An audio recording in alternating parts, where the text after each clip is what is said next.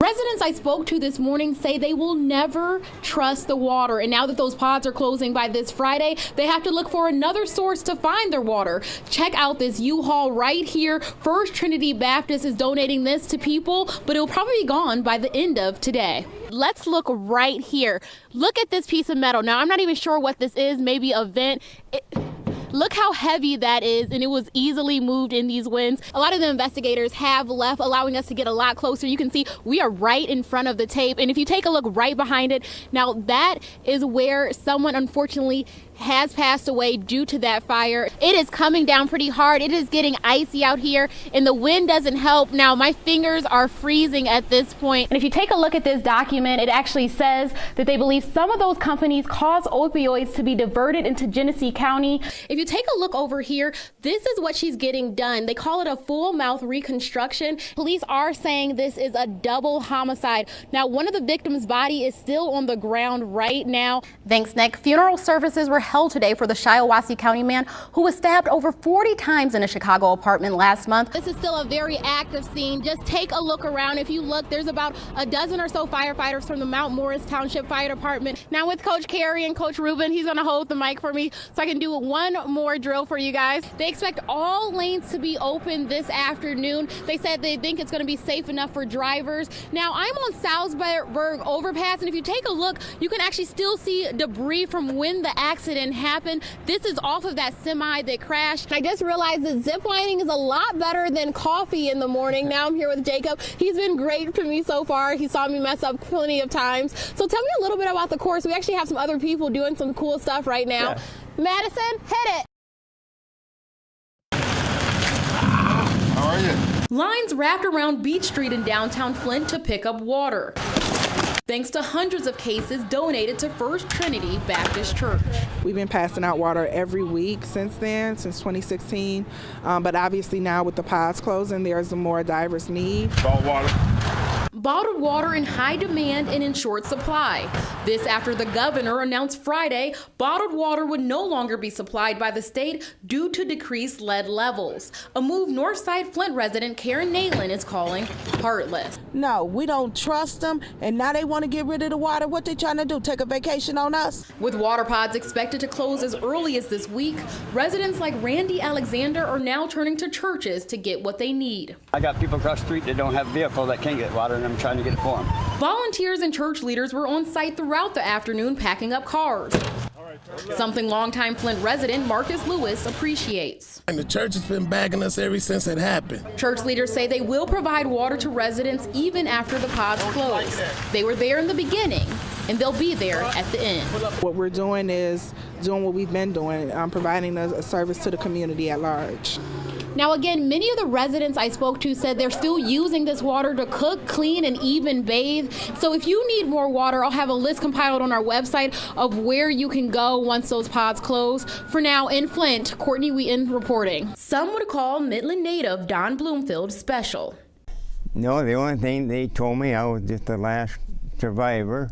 He's the last living Michigan-born Pearl Harbor survivor. I understand there's three other ones in the state, but they're not Michiganders. At 96, this veteran doesn't hold on to much, except the war stories he keeps packed away until someone asks. His memories of the Pearl Harbor attacks are vivid. There was a plane come right down, and it was just above the treetops, just outside the camp, and when he went by, just as plain as could be. At 19 years old, Don was stationed in Hawaii as a fire truck driver. Without a fire truck. So he did any and everything. Everything from soup to nuts.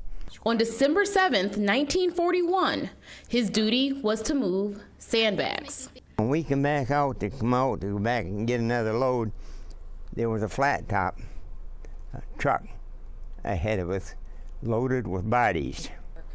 Grim memories that should never be forgotten. Especially with either North Korea or Russia or somebody like that. After leaving Hawaii, Don went to flight school and served in France, where he earned not one, but two Purple Hearts. Now he likes to relax. Watch the Idiot Box. Unless he's being honored. Last year, the governor paid tribute to Don on the House floor in Lansing. Don also attended a Lions game where he was recognized during halftime. Went out and had a nice dinner, yeah, so forth, and that was about it. Watched a good football game. Watched the Lions win a game for a change. Have you ever wondered how police train for life or death situations? Well, this simulator is making it easier. I have that story coming up in just a few minutes. Where's he at? What's he wearing? Can you move?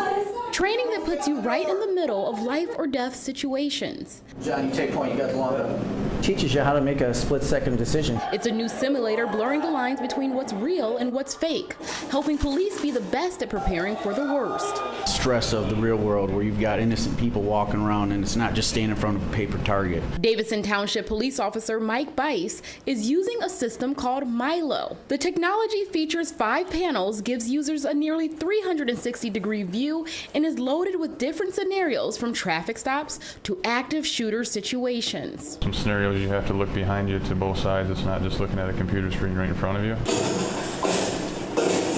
From the scenarios to the guns used, the goal is to get as close as possible to what police could face in the real world. Get out the doors if you can! Sad to say, but usually after every incident like what happened in Florida last week, we usually have parents come up to us and say thank you for being at our schools. First threat, direct hit. After completing a session, officers can go over what they did right and what went wrong. Kind of gives you a mindset for if the worst was to happen, that you're prepared. Shots fired. We always want to stay sharp in your response, and this is one way to do that. It's as realistic as it gets. In Fenton, Courtney Wheaton reporting. He's out. He's out. Oh my God! A standoff between police and a suspected bank robber caught on Facebook Live while a woman worked. This deadly shooting closed the stretch of Richfield Road in Genesee Township, the area on lockdown for hours as police investigated. George Bartholomew lives nearby the Admiral gas station where the shooting happened. Actually took people out of cars from up at Admiral's and had them get in police cars and for safety purposes. Police identified the man who died as 40-year-old Kevin Hall from Flint. Investigators say Hall and 2 others robbed the chemical bank about a mile away before leaving in this white van. They were stopped a short time later by police at the Admiral gas station along Center Road. Seth Conklin was on his way to work and says he saw the police approach the vehicle. 2 of them started going, and then they got those guys, and then the other guy's dead right over there in the road by the pole. Dozens of officers from local, county, and state police responded and are now investigating. Lieutenant Dave Kaiser with Michigan State Police say officers shot Hall after he lunged at them with a weapon. The scene now blocked off with yellow crime tape, a sharp contrast from the normal quiet seen in this small community. People getting robbed and stuff, and it's like it's not that safe anymore. In Genesee Township, Courtney Wheaton reporting.